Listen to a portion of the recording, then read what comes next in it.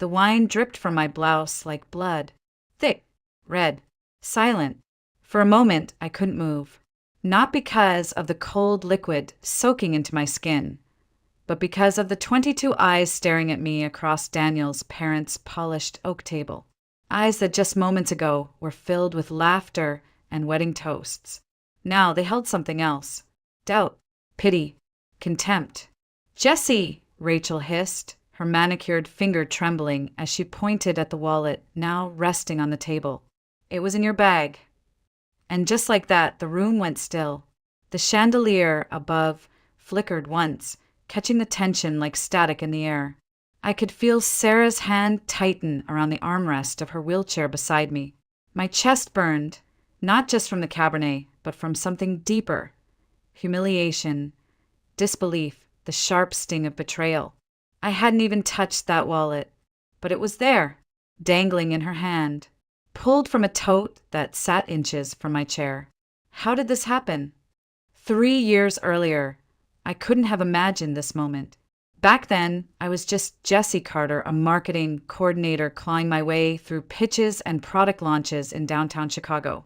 I'd grown up in Elmhurst, in a cramped 2-bedroom house that smelled of lavender candles and leftover pasta. After my dad's hardware store closed when I was 12, life didn't get easier. My mom took sewing jobs deep into the night just to keep the lights on. And my sister Sarah, she was our quiet strength. When her body stopped cooperating at 16, her spirit refused to quit. She taught me that grit didn't have to shout, it just had to endure. That grit is what got me through college, internships, late nights folding flyers for brands that wouldn't remember my name. It's what led me to Apex Marketing and to the man I never expected to find, Daniel Hayes. Daniel was already a team leader when I arrived, confident, collected, the kind of guy who remembered everyone's coffee order and never made a junior feel small. He had a laugh like slow jazz and a mind that could take a failed campaign and turn it into a headline. We spent months working side by side, late nights fueled by stale pretzels, cold coffee, and a shared playlist of Ella Fitzgerald and Louis Armstrong. Somewhere between brainstorming and client calls, I started falling for him. He was different, not just from other men, but from everyone I'd ever known. Where others saw me as the girl with the thrift store blazer and a scholarship hustle, Daniel saw someone worthy. After 2 years, he proposed by the lake, just as the sun was dropping behind the skyline. I still remember the way the wind curled around his words. "I want a life with you, not just weekends or after work. All of it." I said yes. Through tears and wind and disbelief, I said yes. My family was thrilled. Mom cried. Sarah lit up like a sunrise. "You finally found someone who sees you," she whispered, squeezing my hand with the strength of someone who's had to hold too much. But if my family embraced Daniel like a son, his family was trickier. His parents, Margaret and Robert Hayes, were warmth wrapped in wealth. North Shore money, big house, handmade lasagna, crystal decanters.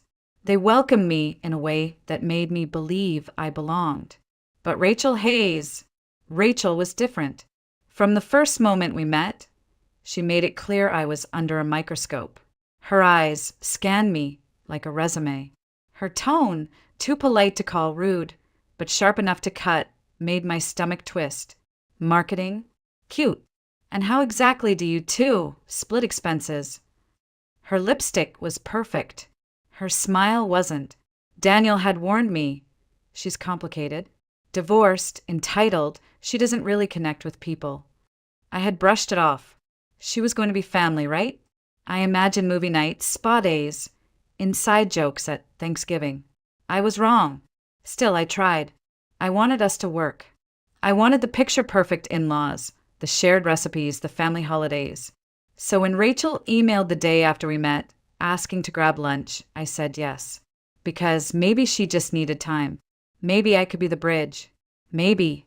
We met at a trendy little cafe in the Loop.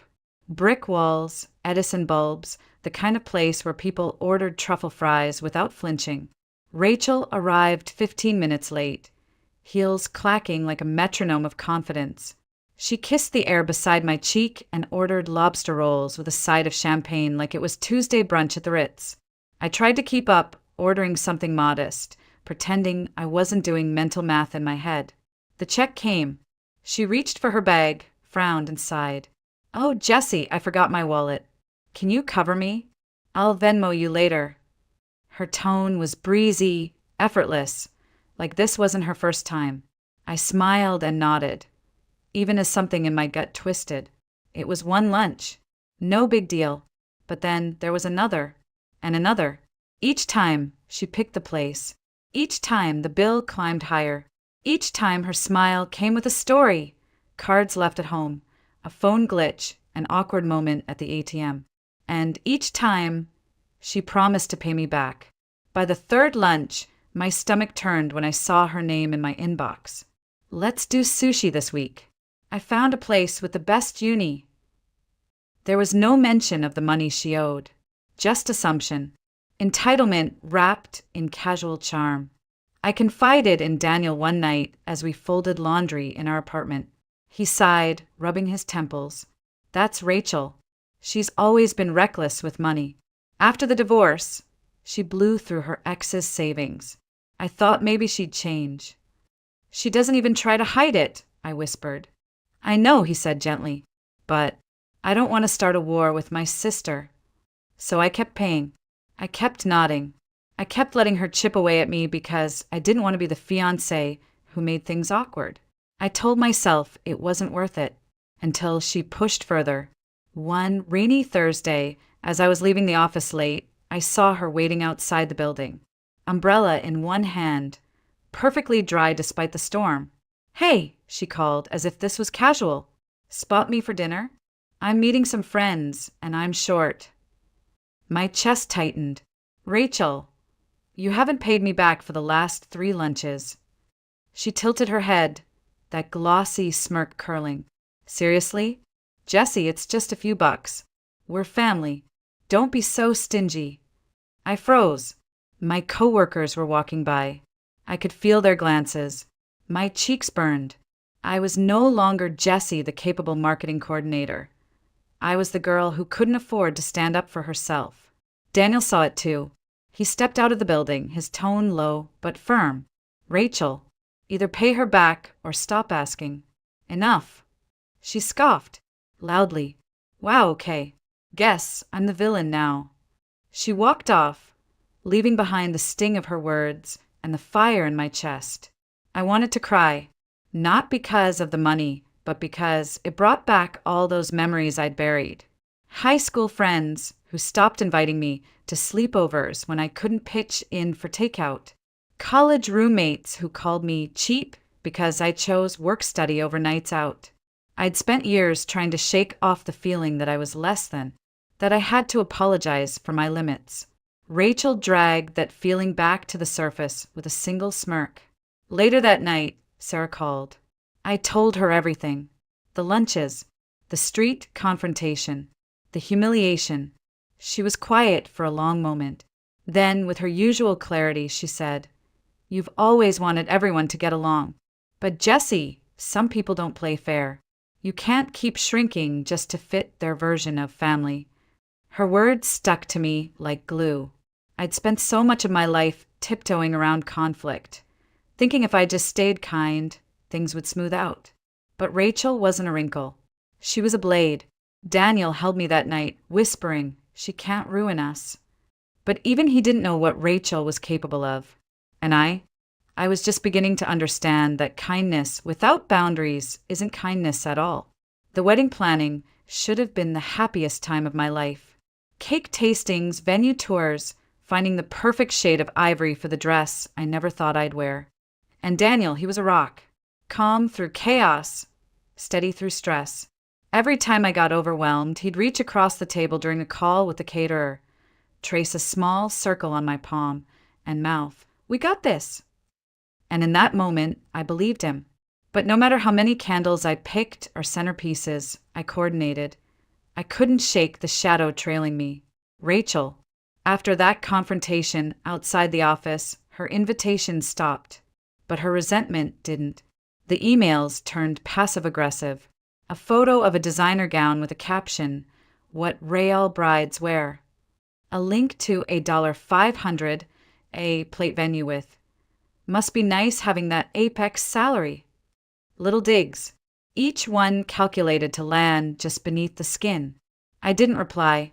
I told myself silence was strength. But late at night, I stared at my inbox and replayed the tone of her voice, the way she said stingy, like it was a curse word reserved just for me. Daniel noticed my tension. One evening, while we were assembling our guest list, he said, quietly, she called Mom again. Said she felt excluded, that we're shutting her out. We didn't ask her to help because she turns everything into a circus. I snapped before I could catch myself. That's not exclusion. That's boundaries. I know, he said, but she's painting a different picture. The conversation hung between us like fog. Rachel wasn't just irritated anymore. She was laying groundwork, telling a story where she was the victim and I was the conniving outsider. It wasn't about money anymore. It was about control. That's when we decided on the dinner, a gathering of both families at his parents' home, a gesture of goodwill, a soft reset. Daniel believed that maybe, just maybe, we could realign things before the wedding. I didn't say it aloud, but I hoped to. Not for Rachel's sake, for my own peace. The night arrived with a gentle summer breeze and the scent of rosemary lamb curling from the kitchen. Margaret greeted us at the door with open arms, her smile genuine, her pearls gleaming. Robert poured wine, cracking light jokes about Daniel's childhood.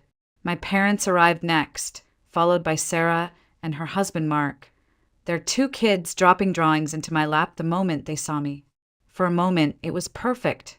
Rachel was late, and when she arrived, perfume sharp, hair flawless, and smile just a little too tight, I knew something was coming. She kissed Margaret's cheek, hugged Robert stiffly, then sat directly across from me. Her eyes swept the room, then landed on my dress, white with tiny embroidered flowers. She said nothing, but her silence buzzed louder than any insult. Dinner began. There was laughter, a few too many stories about Daniel's college days, Sarah chiming in with her usual dry wit. I started to believe maybe this would be okay. Rachel excused herself halfway through the main course. "Just the ladies' room," she said sweetly.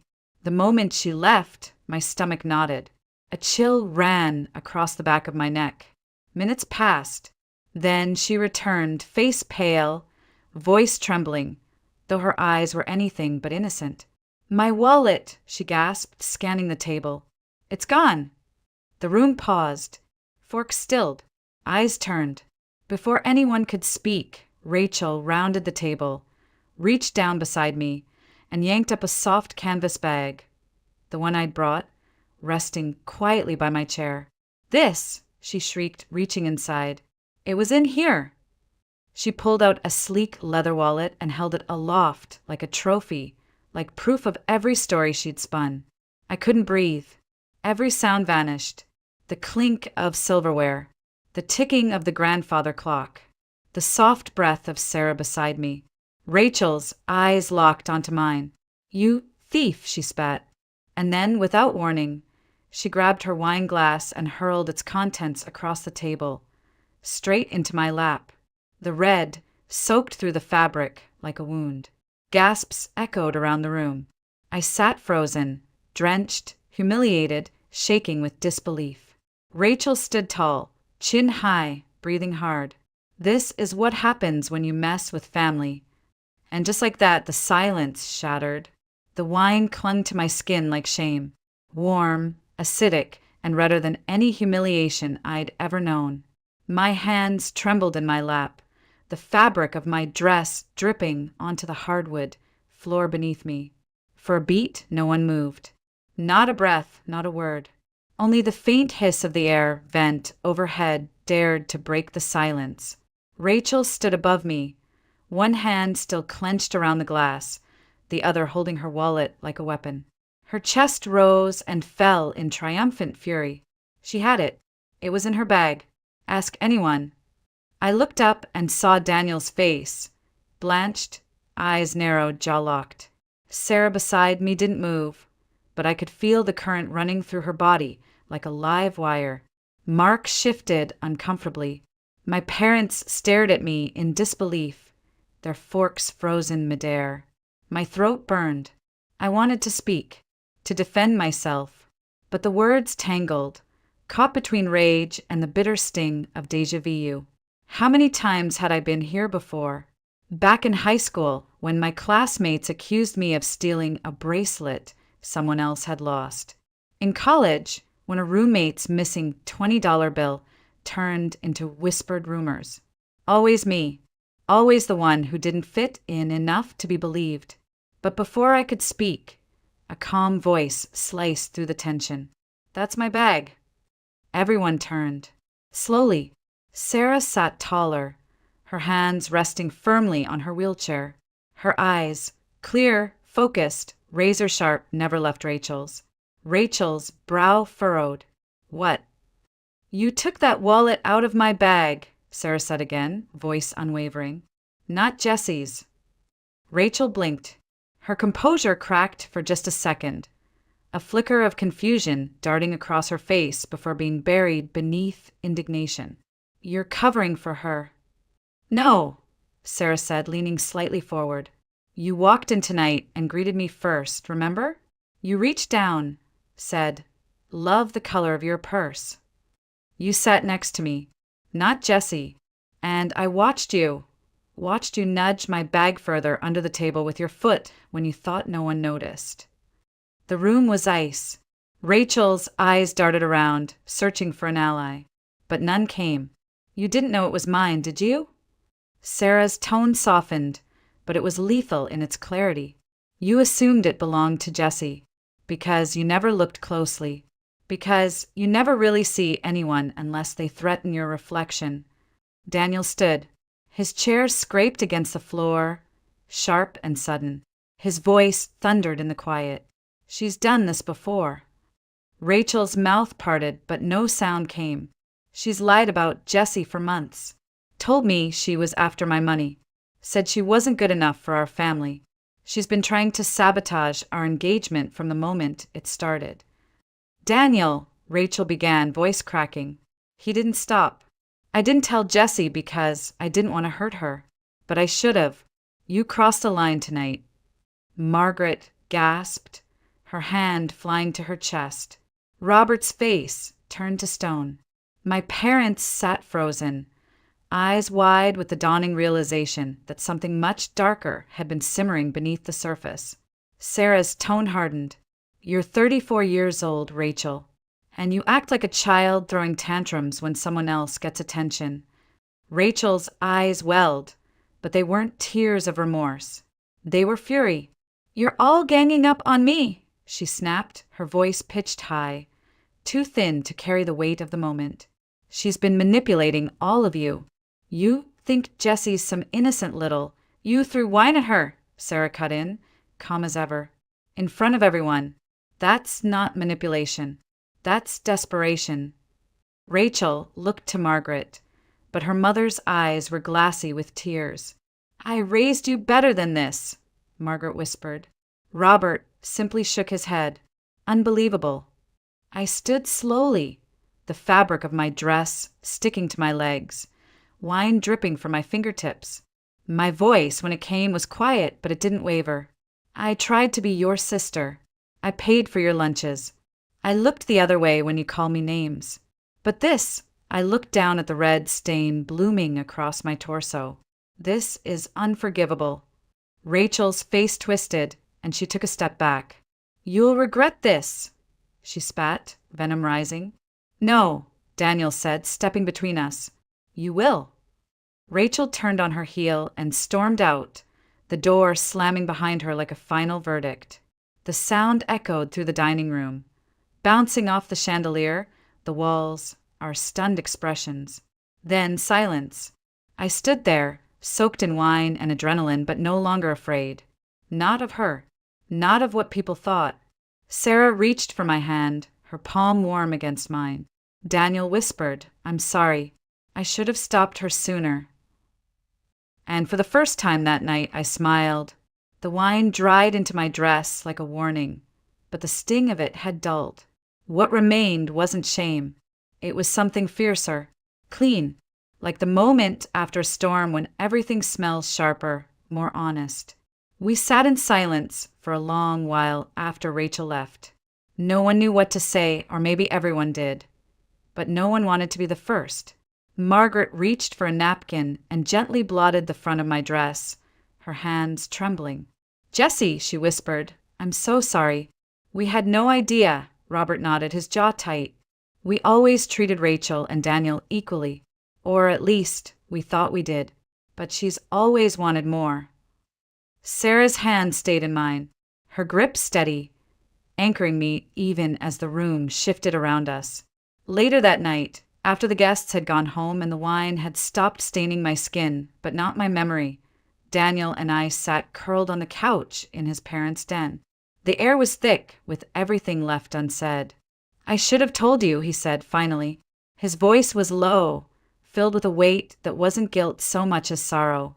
"Rachel's been calling me for weeks, saying you were using me, that you only wanted the Hayes name, that you were trying to replace her." My heart clenched, not from surprise, but from how familiar the narrative felt. The girl from Elmhurst who didn't belong, who always had to prove she was worthy of the room. "I didn't believe her," Daniel added, "but I didn't stop her either. And I'm sorry." I looked at him, and all I saw was the man who stood between me and a flying wine glass, who didn't flinch when his sister lied, who didn't let silence become complicity. "You trusted me to stand up for myself," I said, and I did. A week later, the phone call came. Rachel's ex-husband, Tom, reached out through Margaret. He wanted to talk about Rachel, about the divorce, and apparently about a trail of damage that extended far beyond our engagement dinner. Over speakerphone in the Hayes kitchen, he told us everything. How Rachel had drained their joint savings on designer handbags and luxury spa weekends. How she hosted extravagant parties for people she barely knew. How she got fired from her event planning job for skimming money from a high-profile wedding client. "She promised to pay it back," he said. "She never did. Just vanished. I figured you deserved to know. Especially now." Margaret covered her face with both hands. Robert looked like he'd aged 10 years in 10 minutes. "She's been in debt for months," Tom added quietly. "I think that's why she latched onto Jessie. She saw someone to blame, someone she could use, until she couldn't. It all made sense.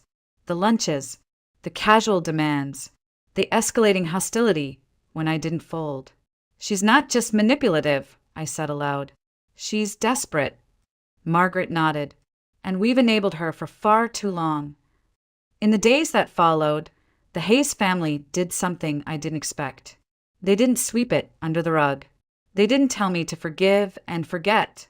They confronted Rachel, demanded she repay what she owed me, told her she needed to take responsibility for the lies, the manipulation, the wreckage she left in her wake.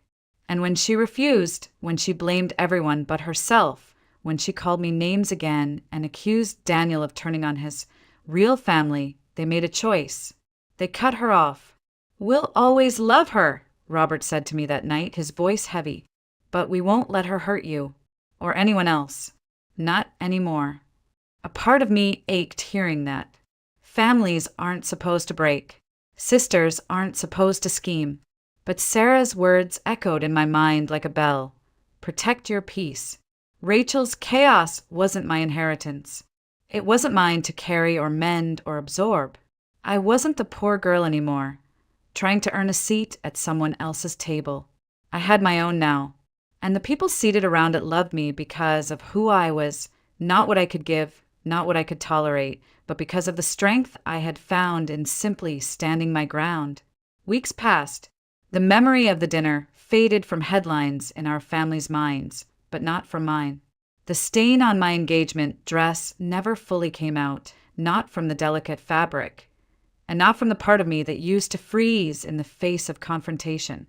But I kept it anyway, hung it in the back of our new closet like a quiet trophy. Not of the night Rachel tried to break me, but of the night she failed. Daniel and I moved into a small condo in Lincoln Park. It wasn't flashy, but it was ours. Bay windows framed the city skyline like a painting, and every night as the lights flickered on across Chicago, I'd sit in the armchair by the window and breathe. Just breathe. There were no more emails from Rachel. No calls. No cryptic texts or veiled jabs. She disappeared like smoke, leaving behind nothing but rumors. Debts she couldn't pay, collectors closing in, a lease terminated overnight. One day we heard she'd skipped town. Miami, someone said. The nightlife always suited her better than accountability. I didn't wish her harm. I didn't wish her well. I just let go. One Saturday morning, sunlight spilled across the hardwood, and Daniel was humming off-key in the kitchen, stirring pasta sauce like it was a symphony. I sat on the bathroom floor, staring at a stick. 2 pink lines. Sharp. Certain. My breath caught in my throat. My heart tried to leap and crumple at the same time. "Daniel!" I called, my voice barely more than a whisper. He rounded the corner, hands still red with tomato, eyes instantly alert. When he saw the test in my hand, his grin unfurled like sunrise. "We're going to be parents," he said, pulling me into his arms. "You're going to be the most incredible mom." And just like that, something opened in me. Not long after, I told Sarah. She gasped, wheeled her chair in quick circles around the kitchen island, then squeezed my hand and whispered, "You've always been the strong one, Jess. You just didn't know it yet." She offered to design our baby shower invitations, hand-drawn sketches, personalized details, even a tiny fox in a bow tie at the bottom corner. Her way of wrapping us in warmth, in quiet celebration. As the months passed, the weight of everything Rachel had tried to destroy seemed lighter, smaller, distant. The power she once held dissolved the day I refused to give her more of myself. That was the lesson I carried, more than any stain or memory. You don't owe anyone the parts of you they've tried to break. Rachel did call again. Once. The phone buzzed just after sunset, her name lighting the screen like a ghost from another life. I hesitated, thumb hovering over decline. Daniel looked at me from across the room, his jaw tensing. "You don't have to answer." But I did. Her voice was soft, almost childlike. "Jessie, I'm sorry. Things are really bad. I lost my apartment. Credit's trashed. No one's picking up. Can you lend me a little something? Just until I get on my feet. We're family." For a second, I remembered the girl I used to be, the one who would have said yes, who would have bent until she snapped just to be liked, accepted, safe. But that girl had grown into someone new, someone who knew the difference between helping and enabling. "Rachel," I said quietly, "family doesn't lie. Family doesn't frame you and throw wine in your face. You never paid me back for the lunches. You never apologized, not really. You didn't want help. You wanted control." She sniffed. "But we can start over." "No," I said. "You burned that bridge, and I'm done walking back into fire." I hung up before she could argue, and I didn't cry. That night, Sarah texted me a photo of a sunset, with 4 words beneath it. "You chose yourself." Finally, the wedding came on a June afternoon, with Lake Michigan sparkling behind us like a dream.